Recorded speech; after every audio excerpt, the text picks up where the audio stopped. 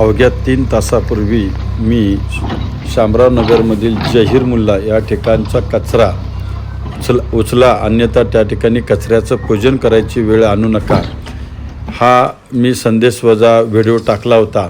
अवघ्या 3 तासात या ठिकाणी उपायुक्त स्मृतिताई पाटील यांच्या आदेशानं SI पंकज गोंधळे, याकूब मद्रासी साहेब, मुकादम राकेश शिंदे, कर्मचारी सोमनाथ, हनुमंत, निखिल व ड्रायव्हर नितीन यांच्या टीमनं त्या ठिकाणी जाऊन अवघ्या 3 तासात तो परिसर स्वच्छ केला आणि त्या ठिकाणचा कचरा वगैरे हटवला।